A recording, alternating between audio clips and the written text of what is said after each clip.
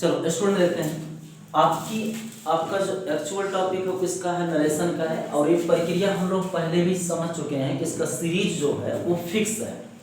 Series fix का मतलब जिस तरीके से आपका प्रोसेस जो है ऑर्डर वाइज दिया गया है इसी ऑर्डर में होना चाहिए। किसी भी ऑर्डर को आप स्किप नहीं कर सकते हो, नहीं तो पूरी तरीके से गलत होने का चांस है। ठीक है, इस बात को हम लोग कल चर्चा कर चुके हैं कि रिपोर्टिंग पर मतलब जिस सीरीज में लिखा गया है उसी सीरीज में आपका होना चाहिए।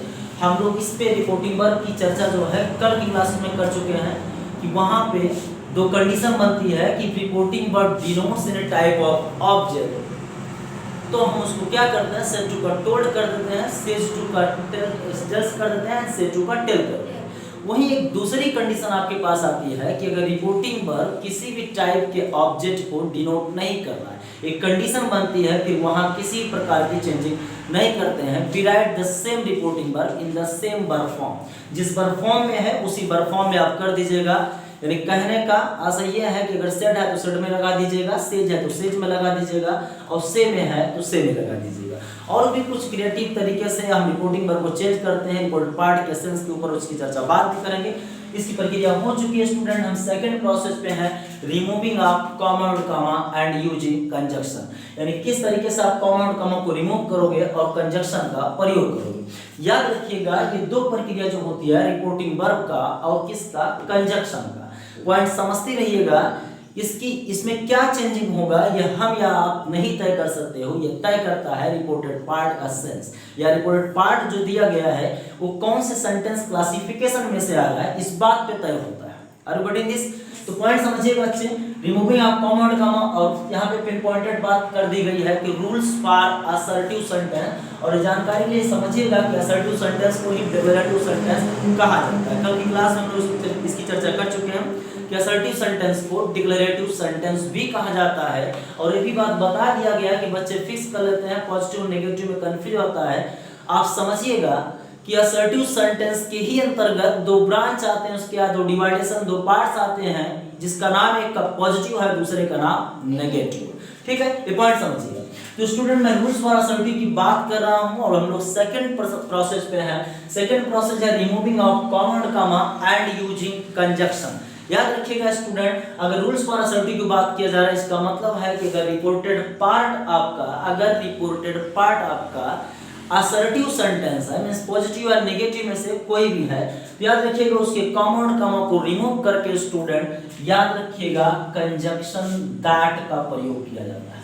और यही एक बात समझिएगा, जब तीसरी प्रक्रिया पे आते हैं या चौथी प्रक्रिया पे आते हैं या फिर पांचवी पे आते हैं, मैंने कल की क्लास में इस बात को बताया था कि रूल्स फॉर असर्टिव को बहुत मजबूती से तैयार कीजिएगा, क्योंकि इसका 70% रूल जो है हर टाइप ऑफ सेंटेंसेस में यानी रिपोर्टेड पार्ट से संबंधित हर जगह उसका रोल प्ले होता है। आप चाहे बात कर लीजिएगा इंट्रोगेटिव का, आप चाहे बात कीजिएगा इंपरेटिव का, एक्सक्लेमेटरी, आर्टिकल का। ठीक है, असर्टिव को छोड़ के 4 क्लासिफिकेशन आपके बचते हैं।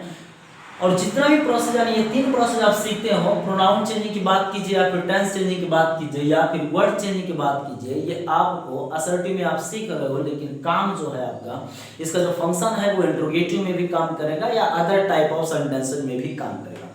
और लगे हाथ भी इस वक्त को समझ लीजिएगा कि इंपरेटिव सेंटेंस में ये सारी चेंजिंग होती है, केवल टेंस चेंजिंग नहीं होता है, क्योंकि इंपरेटिव सेंटेंस का टेंस से दूर दूर तक कोई संबंध नहीं होता। याद रखिएगा, इस पॉइंट को बताया जाएगा जब हम स्पेशली डिस्कस करेंगे rules for imperative. Rules for imperative पर चर्चा की जाएगी तो हम इस बात बताई जाएगी। और एक बेसिक नॉलेज के आधार पे आपको इतना कुछ तो कंफर्म होगा, आपको अपनी इंटेलेक्चुअलिटी के आधार पे कुछ इस बात जरूर कंफर्म होगी कि इंपरेटिव सेंटेंस का संबंध दूर दूर से बिल्कुल टेंस से नहीं होता है। तो we don't follow the process of the tense changing in imperative sentence. Imperative sentence में टेंस चेंजिंग फॉलो नहीं किया जाता है। ठीक है, तो आपका ये जो पॉइंट आपका कवर हो चुका है, यानी रूल्स फॉर असर्टिव के अंतर्गत स्टूडेंट हम लोग बात कर चुके हैं रिपोर्टिंग वर्ब का और कंजक्शन का।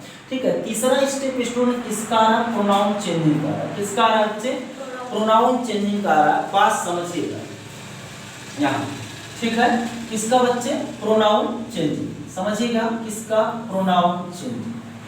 बहुत जरूरी कॉन्सेप्ट है स्टूडेंट, और ये ऐसी चेंजिंग है जो एवरी टाइप ऑफ सेंटेंस में जरूरी है। वो कोई भी टाइप का सेंटेंस होगा, वो चाहे आप असर्टिव की बात कीजिएगा, मतलब जितना भी वो 5 प्रकार के वो सेंटेंस हैं उन सभी पे जो है आपका काम करेगा प्रोनाउन चेंजिंग, अति अनिवार्य जो है ये चेंजिंग।